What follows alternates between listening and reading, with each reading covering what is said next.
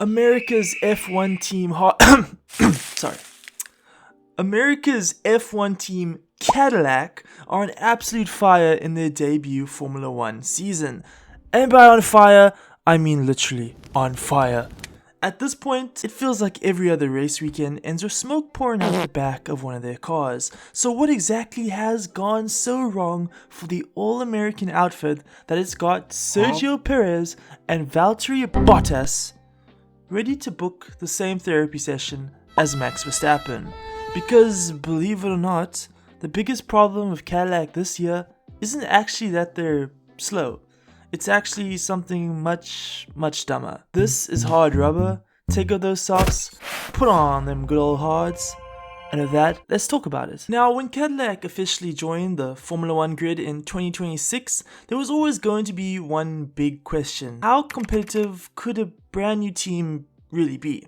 After all, unlike every other outfit on the grid, Cadillac weren't inheriting decades of Formula 1 knowledge. They had to build everything from the ground up. A factory, a workforce, a race team, an entire Formula 1 operation. And despite having the backing of General Motors, this isn't something you just whip together overnight. So coming into the season, expectations were pretty realistic. Nobody expected podiums, nobody expected wins. Most people just wanted proof that Cadillac belongs. And honestly, so far, they've done an alright job. Though the opening 9 races, Cadillac have looked exactly like what they are, a brand new Formula 1 team. Sometimes encouraging, sometimes a bit frustrating, but almost always learning. Well, when they actually finish a race, that is. Because that's where things have started to unravel. The only points finish of the season should have come courtesy of Sergio Perez crossing the line in 10th at whatever on earth that Monaco Grand Prix was supposed to be. I mean, seriously though, I've seen more overtaken at the drive-thru by my local KFC, but I guess that's Monaco for you. Unfortunately, the result never officially counted because Perez somehow forgot the one and very important detail before the race had even started: parking the car in the correct grid box. Yeah, not exactly the veteran move Cadillac were hoping for, but hey, I mean, even experienced drivers make the occasional brain fart. Right, Fernando? Despite that mistake though, Perez has actually been one of Cadillac's biggest positives this season. The Mexican has comfortably had the edge over teammate Valtteri Bottas, outqualifying him 8-4 while generally extracting more pace from a car that, let's be honest, doesn't exactly have much to give in the first place. And I mean, Bottas has shown some flashes too, but he's clearly still adapting to the completely different spec of car this year. But honestly, the drivers aren't really Cadillac's problem. If anything, they've probably been one of the team's greatest strengths. Graham Loden and Dan Torres and everyone behind the scenes has actually done a respectable job assembling this project in a remarkably short amount of time. They've recruited experienced personnel from across the paddock, some of which they're still trying to seduce. They've secured Ferrari power units until Cadillac's own engine arrives in 2029 and paired all that with 2 drivers boasting well over 500 Grand Prix of experience. I mean, on paper that's a pretty sensible foundation, which is exactly why Cadillac's biggest weakness comes as such a surprise, because it isn't outright pace. In fact, they've been spared from that particular embarrassment by one team who's somehow managed to build an even bigger disaster, and Aston Martin, or should I say Aston Martin, get it? Ass, because they're ass! Their AMR 26 has been such an incredible flop this season that it somehow managed to make even the Haas VF21 look respectable. Yikes. Lawrence Stroll really looked at Adrian Newey and was like, yeah, he'll figure it out. Spoiler alert, he hasn't. So thank you, Lawrence, you've really done one for the American team. Because thanks to Aston Martin's struggles, Cadillac haven't actually had the slowest team on the grid. Unfortunately, they've got an arguably even worse problem because when the Mach 26 isn't launching mirrors across the circuit like Mario Kart banana peels, it's usually parked on the side of the road looking like somebody's fired up a 4th of July barbecue. Now, across the open and 9 race weekends, Cadillac have already suffered 7 race retirements and 4 session ending reliability failures during practice and qualifying, and one issue that keeps showing its ugly face is the brake cooling. Time after time after time. At this point, you'd think the team is sponsored by Weber. So why do Cadillac's brakes keep catching fire, and more importantly, why haven't they fixed it yet? Well, to answer that, we need to talk about one of the smallest but most important parts of the Formula 1 car. Now, before anyone in the comments says, because I know what y'all thinking, just make them brakes bigger, little bro. well, that's not exactly how Formula 1 works. You see, the brakes themselves actually aren't the problem. The problem is the temperature. Formula 1 brakes are absolute monsters. These carbon brake discs regularly operate at temperatures of 1000 degrees Celsius and above.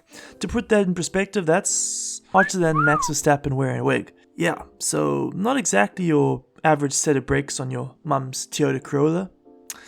And here's the crazy part, because Formula 1 engineers actually want the brakes to get hot, at least the front ones, because the heat generated in the front brakes helps to bring the front tires into the correct operating window much faster.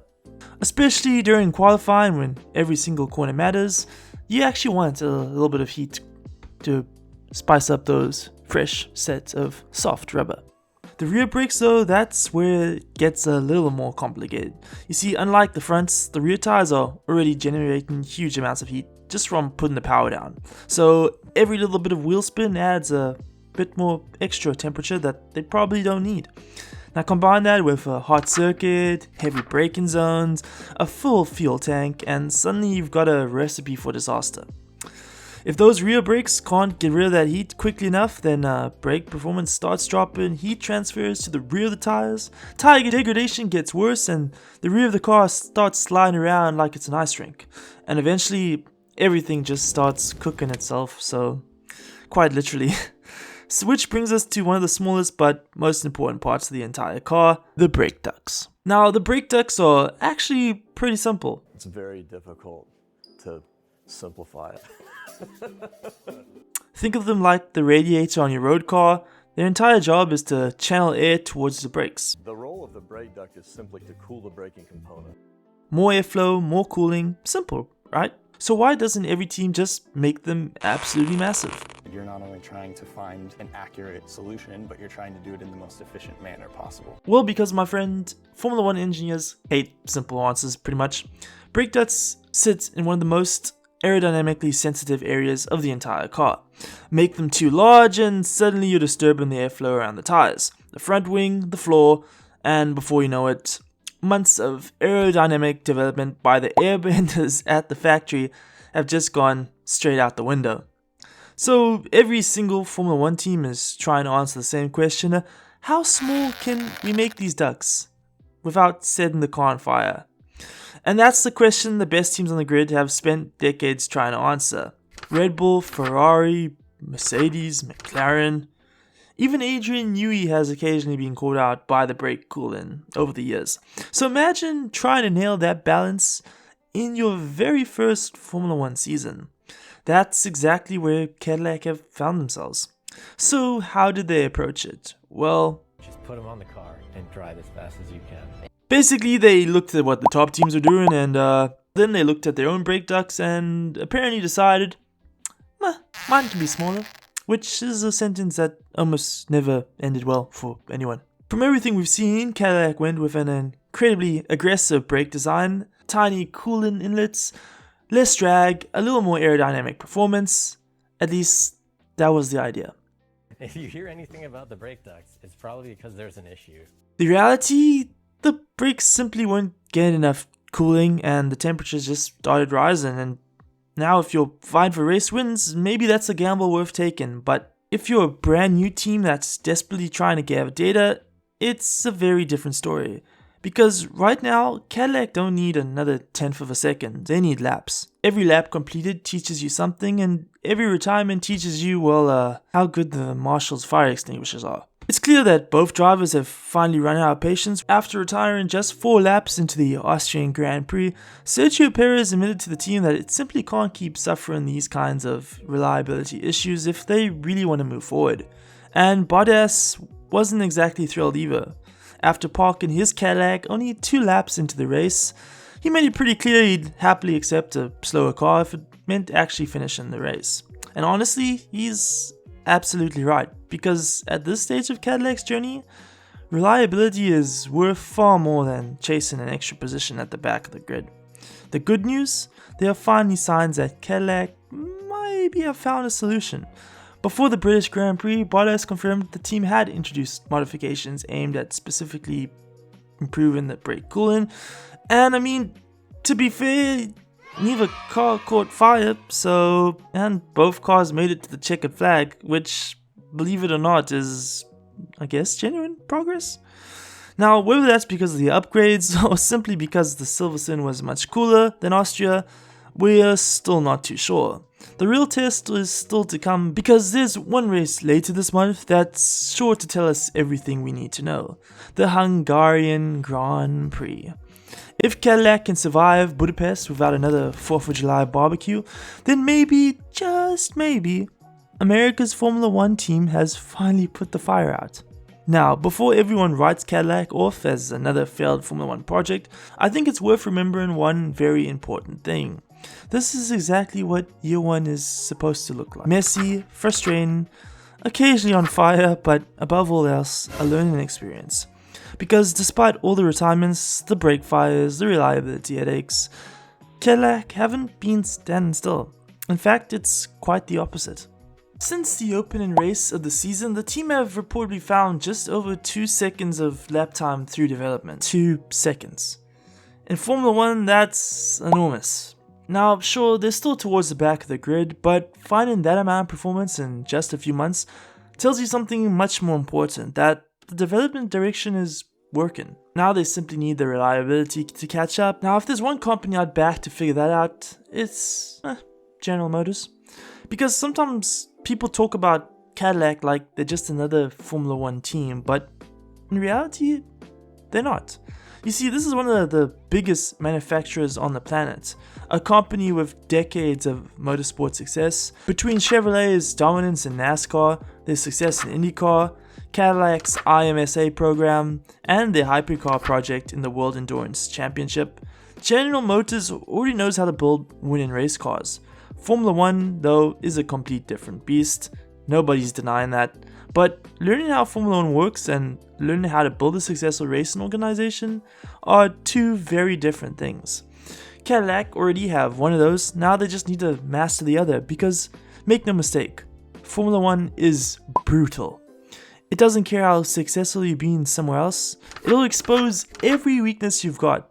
And this year it's exposed Cadillac's brake cooling in spectacular fashion. But here's the thing, every single team currently at the front of Formula 1 has gone through exactly the same process. Mercedes spent years building before they became dominant in 2014. Red Bull weren't championship contenders overnight, and even McLaren needed several painful seasons before becoming race winners again. Progress in Formula 1 is almost never linear, it's usually quite messy. Some weekends you take a step forward, some weekends you accidentally invent a mobile barbecue, but that's just how the sport works, so no. I don't think we're suddenly going to see Sergio Perez and Valtteri Bottas fighting for points every single race weekend this season. But next year, if Cadillac continue developing their car at this rate and the brake cooling issues are generally behind them, and of course they keep attracting experienced Formula 1 personnel across the paddock, I honestly don't see why they can't start becoming genuine midfield contenders. Maybe not best of the rest, not yet, but consistently fighting for points? Absolutely. And honestly, that would already be a huge success. Because remember where this team started from? They've built an entire Formula 1 operation from scratch in less than 3 years. That's no small achievement, and indefinitely the results will come. The reliability will improve eventually, and the experience will build, naturally. Right now though, they're simply paying the price every new Formula 1 team has to pay. Learning. Usually the hard way. And occasionally in a cloud of smoke or two, but maybe, just maybe, America's Formula 1 team isn't on fire after all. Maybe they're just going through the growing pains that every team has to endure before they can really start cooking. Okay, I'll stop with the fire jokes now. But now I want to hear from you guys. What have you made of Cadillac's debut season so far, and have they met your expectations? Do you think that they'll become regular points contenders next season, or do you think these reliability issues point to much bigger problems behind the scenes? Let me know down in the comments below, and if you enjoyed this video, don't forget to leave a like, subscribe, and if you're new, hit the bell so you don't miss future uploads. Of course, this is still a brand new channel, so any feedback and criticism is greatly appreciated, but with that, thank you so much for watching. This has been Hard Rubber, and with that, goodbye.